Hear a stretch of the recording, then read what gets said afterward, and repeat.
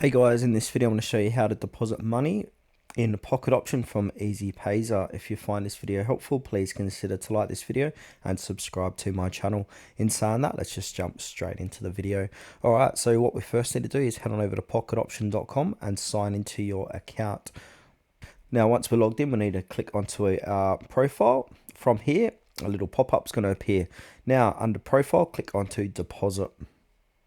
Then from here, we're going to have an account top up. So under that, we need to choose our deposit method. So in your country and region, go ahead and click onto this drop down menu and click onto Pakistan. Then from here, under search, we need to type in Easypaisa. So here it is here. So click onto that.